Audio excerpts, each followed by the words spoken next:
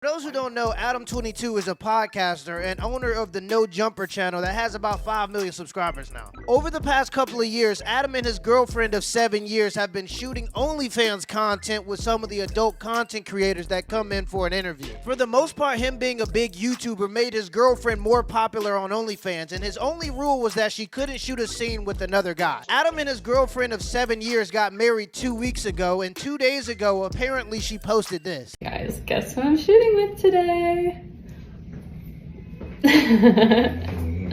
It's finally happening. Wow, I did not know you were gonna do that. Come on now, dog. Come on, man. Now, I had to block out some of her body because in the video, she was essentially wearing a loincloth. But this is what Adam had to say about the situation. I just want to break it to you guys so that you guys all know what's going on. After 7 years together, been doing porn pretty much the whole time, but we've gotten more and more deeper into the conversation or into the porn stuff. And after, many hundreds and hundreds of threesomes and stuff, we decided, we've been having this conversation for like damn near a year. Okay. She shot her first ever scene with another man. Over the weekend. That shows growth.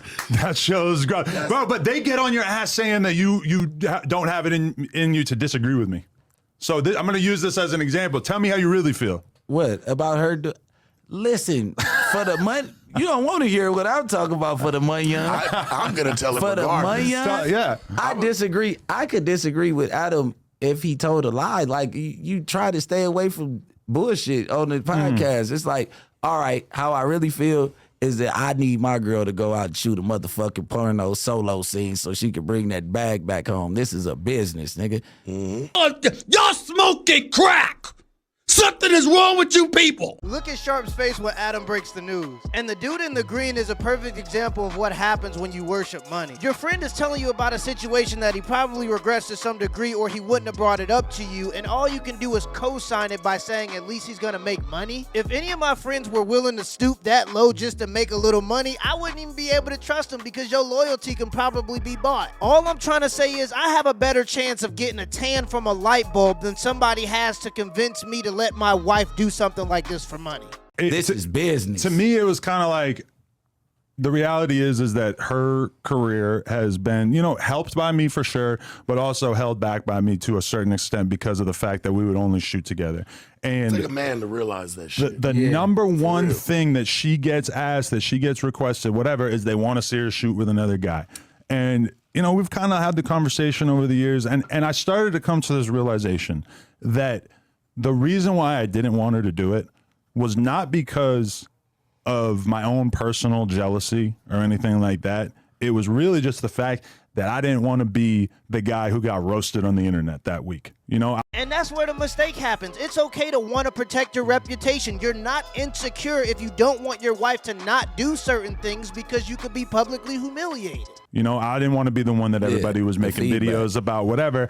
And I slowly started to feel like that's kind of a stupid reason for me to hold her back from doing something that would realistically be very, very good for her career, Right. Congratulations, you played yourself. Yeah, but it's horrible for your career. And I know some people in the comments are going to be like, oh, well, he did it. Why can't she do it? Let's just be completely honest. It hit different. It's not the same. And you can tell it's really affecting him because this isn't the first time he's brought it up. But so I've been with my girl for 7 years. We just got married.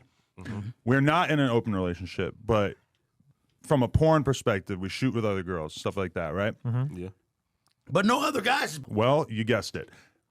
Over the weekend, Something like that happened. she filmed her first ever scene with another man. I know you was mad. Shit.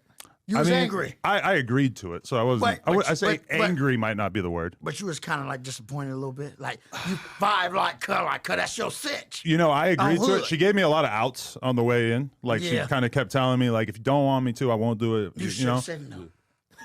I said that I wanted You her to already do got it. I'm millions like, on top of millions of dollars, Adam. You didn't do that shit. fair enough. This is how a real friend is supposed to react, because if the thought is bothering him now, wait till he sees the video. And there's more in this video, but give me a second because I want to make the main point for why I covered this topic. This is why it's good in your relationship or in your life to have hard lines in the sand. Things that you are not willing to do or things that you're not willing to allow. Because when you don't have those boundaries in place, it's easy to allow something or do something that might cause you a lifetime of regret. And I'm not here to tell you where your line should be. For some men, the line is, I'm not gonna allow her to go to the club without me. For Adam, his line was, I don't want her to shoot a scene with another man. Don't compromise your line in the sand, because in the example of going to the club, if she goes out to that club and something happens, you're gonna feel guilty to some degree because you knew you shouldn't even allowed it to happen in the first place. But I told her, I'm like, I think you should do it. Let's get it out the way. So how do you vibe about it now? She's Do I 32. need to get you an old English? No,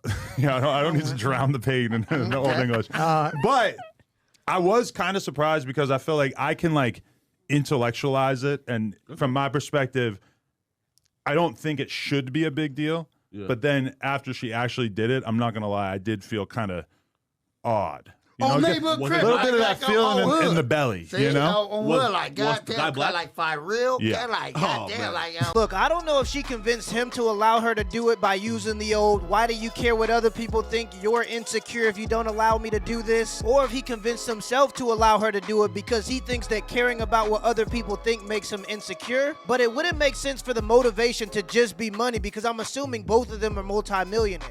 And when I see that video and she's smiling before the scene, it doesn't exactly scream, I'm forcing myself to do this so I can make more money. You don't find that suspicious? I'm assuming this is something she wanted to do for a long time, and now that he's compromised himself, she has plausible deniability. Even if this video makes him so upset that he wants a divorce, she can always justify her behavior by saying he agreed to it, and she's right. Gotcha. Gotcha. Moral of the story is, don't let anybody convince you to do something or allow something that's against your moral values. Because once that line is compromised, you might be left with a lifetime of guilt and regret. If I'm lying, I'm dying. I like my women like I like my encyclopedia. Thick and leather bound. And barely used. All right, baby, if you can make me laugh, I'll give you some tonight. No? That's risk. That's risk. Game is game. We would treat women better if you guys left us when we wasn't treating you good. Ooh. Hold on. I'm not. What? Repeat that. Because I want to take that in. We would treat y'all better if y'all left when we wasn't treating y'all good. But y'all don't leave when we not treating y'all good. The men who are out here trying to treat y'all good, y'all not paying attention to. The bad boys always win. Nice guys finish last. When I'm the worst of I get all the Because who wants a nice guy? when I'm right? and it does something to y'all when it feel like he a little rough. It's an evil world we live in. And the funniest part is a lot of women don't understand how female standards affect male behavior. Men are designed to compete for procreation. If women really liked good guys, they would date them so more men would want to become good guys. But women don't like good guys. They like assholes. So unfortunately, more men are going to become assholes. Till next time.